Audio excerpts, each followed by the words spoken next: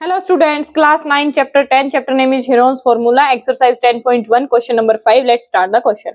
Sides of triangle are in the ratio of 12 ratio 17 ratio 25. हमारे पास क्या है, triangle given है और उसकी साइड्स का रेशियो गिवन है। अब की बात ध्यान रखना, साइड्स गिवन नहीं है, उनका रेशियो गिवन है, ठीक है। And its perimeter is 540 centimetre और क्या गिवन है, हमें पेरीमीटर गिवन है that is 540 centimetre. Find its area, हमने क्या निकालना है, एरिया फाइंड आउट करना है, ठीक है। अब यहाँ पे मैं क्वेश्चन स्टार्ट करने से पहले एक चीज क्लियर करूंगी कि साइड्स गिवन हो और रेशियो गिवन हो, इन दोनों चीजों में फर्क क्या है, डिफरेंस क्या है, ठीक है। क्योंकि ये अगर चीज क्लियर होगी तो क्वेश्चन अपने आप हो जाएगा, ठीक है। अभी मैं आपको एक चीज समझाती हूँ, यहाँ पे रेशियो से हमारा क्या मतलब है, रेशियो गिवन का क्या मतलब है, ठीक है। हमारे पास मान लो एक ट्रायंगल है, क्वेश्चन स्टार्ट करने से पहले ये चीज समझ लो, अच्छे से क्लियर हो जाएगा। मान लो ये साइड हमारी 2 सेंटीमीटर, ये साइड है हमारी 4 सेंटीमीटर एंड ये साइड हमारी 6 सेंटीमीटर, ठीक है। तो ये हो गया हमारा साइड्स। गिवन साइड्स क्या हो जाएंगी हमारी, given sides is equals to 2 centimetre 4 centimetre and 6 centimetre. अगर क्वेश्चन में गिवन ये है कि sides of the triangle are this this this, ठीक है, तो हमारा मतलब हो गया ये कि इनको एज इट इज हम यूज करेंगे, ठीक है। अगर बात करें रेशियो की, देखो साइड्स गिवन है तो ये होगा, और अगर गिवन रेशियो है, अगर रेशियो गिवन है हमें इसी फिगर से समझाऊंगी। रेशियो का क्या मतलब हो गया बेटा, देखो 2 4 एंड 6, इनको जितना छोटा हो उसके उतने छोटे पेयर्स में कट कर दो। ये 2 से कट हो रहा है हमारा, 2 1 जा 2, 2 2 जा 4 एंड 2 3 जा 6। तो यहाँ पे रेशियो का मतलब क्या है, रेशियो क्या गिवन होएगा, 1:2:3 रेशियो। इस चीज को समझो, अगर रेशियो ऐसे गिवन है तो इसका मतलब ये है कि ये साइड्स इस रेशियो में गिवन है कि अगर ये 1 है तो ये साइड 2 है और ये साइड 3 है, ठीक है। ये इसका मतलब ये नहीं है कि ये 1 सेंटीमीटर है, 2 सेंटीमीटर है, 3 सेंटीमीटर, ऐसा नहीं है। अगर ये गिवन है तो एज इट इज यूज करेंगे हम, ठीक है। अगर ये गिवन है तो इसका मतलब क्या है कि ये रेशियो है, इसको किसी न किसी चीज के साथ मल्टीप्लाई करना पड़ेगा तब जाके ये बनेगा। जैसे मैंने इसी ट्रायंगल से लेते हैं, जैसे मैंने ये है, आपको ये चीज गिवन नहीं है, ठीक है। तो हमें क्या करना पड़ेगा, मतलब यहाँ पे कोई ना कोई x है, 1 की x के साथ मल्टीप्लाई करेंगे दैट इज 1x, 2 की मल्टीप्लाई करेंगे x के साथ दैट इज 2x एंड 3 की मल्टीप्लाई करेंगे x के साथ दैट इज 3x। यहाँ पे x हमारा क्या है, यहाँ पे देखो हमने कितने से कट किया है, 2 से कट किया है ना, तो यहाँ पे हमारा x क्या है, 2 है। अगर मैं यहाँ पे 2 से मल्टीप्लाई करूं तो 2 आ जाएगा, x की जगह 2 रखें हम, अगर x इज इक्वल टू 2 रखें तो 2 2 जा 4, 2 3 जा 6, तो क्या आ गई हमारी, यही गिवन साइड्स आ गई ना। तो रेशियो का मतलब क्या है, वहां पे कोई ना कोई x मिसिंग है, उस x की इनके साथ मल्टीप्लाई करेंगे तब साइड्स आएंगी हमारी, ठीक है। अगर गिवन साइड्स गिवन है उनको हम फॉर्मूले में एज इट इज यूज करेंगे, ठीक है। अगर रेशियो गिवन है तो हम उसको एज इट इज यूज नहीं कर सकते, क्योंकि उसकी कहीं ना कोई एक्स उसमें मिसिंग है। ये मैंने इससे समझाया आपको कि अगर ये साइड्स गिवन है तो ऐसे कैसे यूज करेंगे, अगर हमारे पास ये गिवन ही नहीं है तो हमें क्या पता है 2 है 4 है 6 है, वो हम x मान लेते हैं। अब देखो यहाँ पे मैंने 2 ले लिया, अगर मैं यहाँ पे यही चीज, अगर मैं यहाँ पे 2 की जगह ले लू 3 और इसकी जगह ले लू 6 और इसकी जगह ले लू 9, तो साइड्स क्या होगी 3 6 एंड 9, इनका रेशियो क्या बनेगा 1 2 एंड 3, सेम रेशियो बनेगा ना। तो रेशियो का मतलब क्या है कि वो साइड्स इस रेशियो में गिवन है। अब यहाँ पे x की वैल्यू क्या हो जाएगी हमारी 3 हो जाएगी, क्योंकि हमने 3 से कट किया है। तो हमें नहीं पता वो 2 से है 3 से है कितने से, तो पहले हमें x की वैल्यू निकालनी होती है और तब जाके हमारा क्वेश्चन निकलता है। तो उसके लिए हमें पहले क्या करना पड़ेगा, x की वैल्यू निकालनी पड़ेगी, ठीक है। अब वो x की वैल्यू कैसे निकलेगी वो अभी बताती हूँ मैं क्वेश्चन में, ठीक है। Let's start the question. अगर ये कॉन्सेप्ट क्लियर हो गया तो क्वेश्चन बड़ा इजी हो जाएगा। क्वेश्चन में क्या गिवन है, रेशियो गिवन है, तो हम मान लेते हैं let sides of triangle are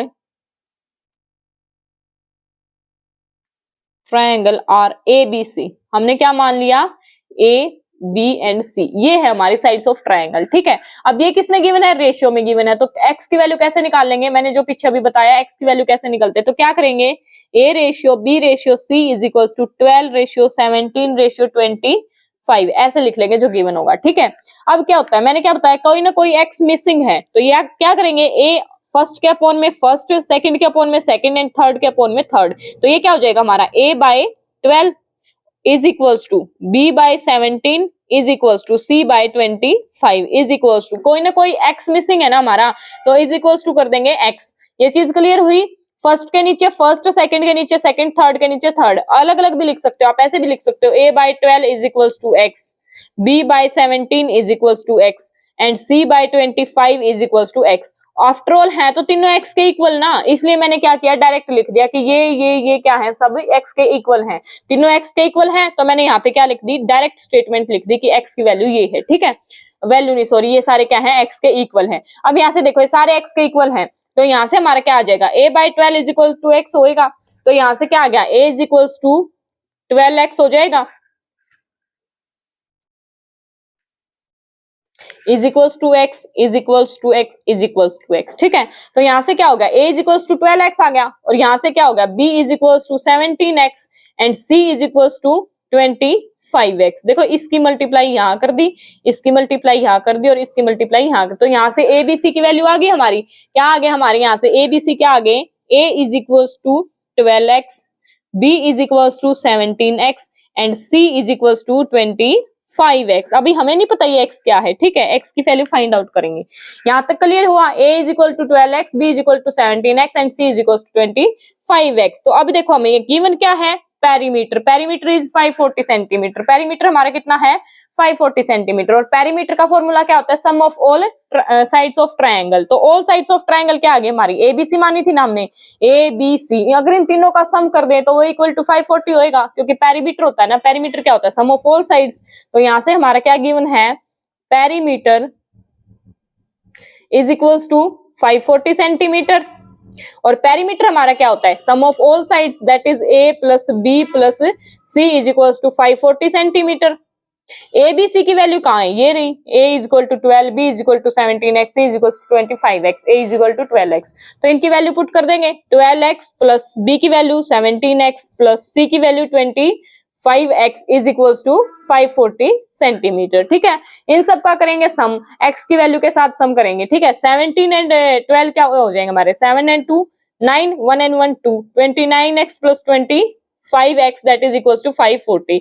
इनका फिर से सम करेंगे, 9 and 5 14, 2 to 4 and 54x is equals to 540। यहाँ से x की वैल्यू क्या आ जाएगी हमारी, ये इधर से मल्टीप्लाई में उधर जाके क्या हो जाएगा, डिवाइड में, तो 540 divided by 54 that is equals to 10। x की वैल्यू क्या आ गई हमारी बेटा यहाँ पे 10 सेंटीमीटर।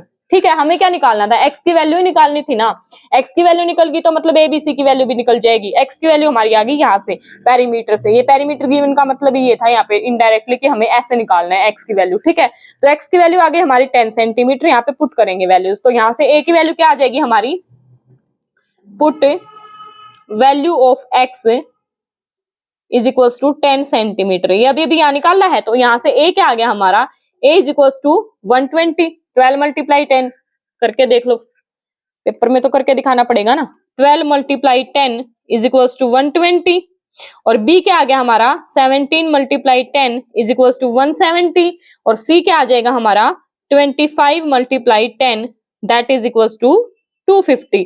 ये आ गई अब हमारी साइड्स। ठीक है, रेशियो का और साइड का फर्क पता लगा बेटा, देखो रेशियो हमें ये गिवन था, लेकिन साइड्स हमारी क्या आई हैं 120 सेंटीमीटर, 170 एंड 250 सेंटीमीटर, साइड्स हमारी ये आई है, लेकिन रेशियो हमें ये गिवन था। ठीक है, तो रेशियो का क्वेश्चन अगर हमें गिवन है तो हमें पहले x की वैल्यू निकालनी पड़ेगी, और x की वैल्यू कैसे निकलेगी, ऐसे निकलेगी, कुछ ना कुछ वहां पे गिवन मिलेगा। ठीक है, और x की वैल्यू निकलते ही वहां पे पुट करके हमारी क्या आ जाएंगी, साइड्स आ जाएंगी। तो इस क्वेश्चन में पहले हमारा काम क्या है, साइड्स निकालना। उसके बाद एरिया तो हमारा बहुत ईजी है, हीरोन्स फॉर्मूला पीछे सारे क्वेश्चन में हम यूज करते आ रहे हैं, तो अब तो हीरोन्स फॉर्मूला ही अप्लाई करना है, तो ऑलमोस्ट क्वेश्चन ही सोल्व हो गया। तो यहाँ पे हम लिखेंगे हमारी साइड्स क्या आ गई, a is equals to, triangle भी बना सकते हो आप,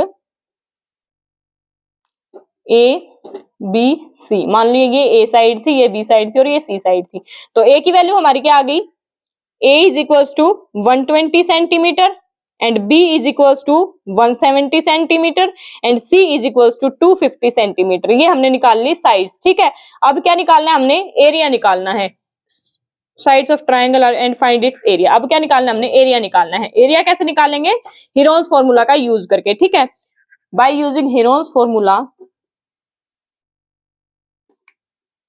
हीरोन्स फॉर्मूला की अगर किसी ने डिटेल देखनी है तो पीछे वीडियोस में जाके देख सकते हो आप, इंट्रोडक्शन पार्ट मिलेगा अलग से। ठीक है, by using Heron's formula, area of triangle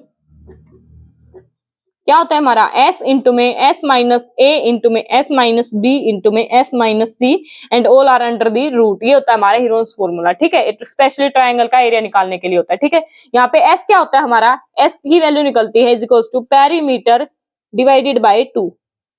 perimeter divided by 2 that is equals to, perimeter हमारा कितना गिवन है 540 डिवाइडेड बाय 2, यहां से कैंसिल आउट करेंगे 2 2 जा 4, 2 7 जा 14 एंड 270 सेंटीमीटर आ गई हमारी एस की वैल्यू। तो एस की वैल्यू हमारी क्या आ गई 270 सेंटीमीटर।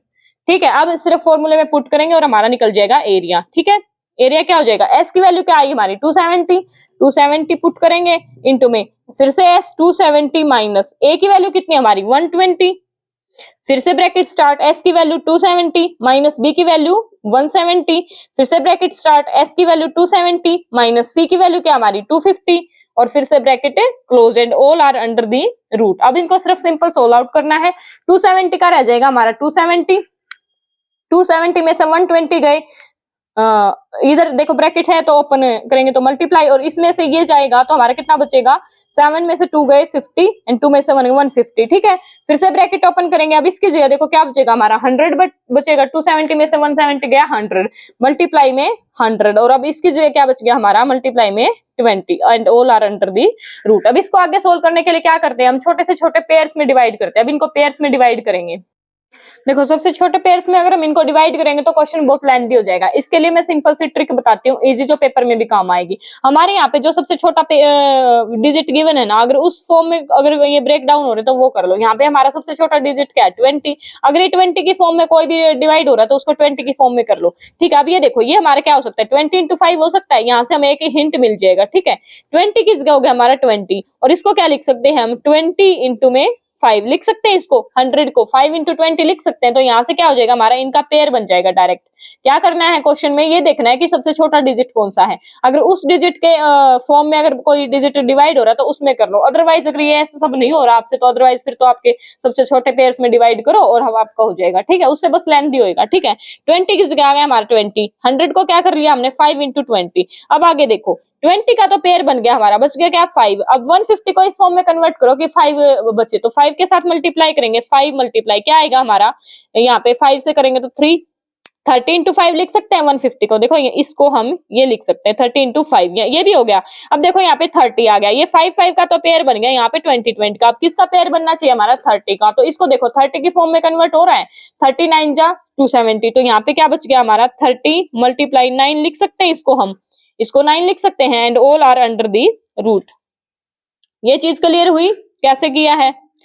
इसको जो सबसे छोटा डिजिट है उसको देख लो, अगर उसकी फॉर्म में कन्वर्ट हो रहे हैं तो कर लो, अगर किसी को ये चीज समझ में ना आए तो फिर अपने छोटे छोटे पेयर्स में डिवाइड कर लो। ठीक है, अब देखो यहाँ पे 20 और 20 का पेयर बन गया तो बाहर हमारा क्या निकल जाएगा 20, यहाँ 5 एंड 5 का पेयर बन गया तो बाहर क्या आ जाएगा हमारा एक 5, एंड 30 एंड 30 का पेयर बन गया तो बाहर क्या आ जाएगा हमारा एक 30, एंड 3 9 जो है हमारा 9 क्या होता है हमारा 3 मल्टीप्लाई 3 होता है ना, और वैसे भी ये तो छोटा सा है हमें पता है, 3 का 9 का स्क्वायर रूट क्या होगा हमारा 3, तो इसकी जगह हमारा क्या आ जाएगा 3। 9 को क्या लिख सकते हैं हम 3 मल्टीप्लाई 3, तो ये एक पेयर बन गया ना, तो पेयर बन गया तो बाहर क्या आ गया हमारा 3। अब इन सबकी मल्टीप्लाई करके जो हमारा आंसर आ गया वही आ जाएगा हमारा एरिया ऑफ ट्रायंगल। तो इनकी मल्टीप्लाई करो 25 जा 100 एंड 30 की मल्टीप्लाई 3000 मल्टीप्लाई में 3 that is equals to 9000 centimetre था, मीटर था, सेंटीमीटर स्क्वायर। ये आ गया हमारा एरिया।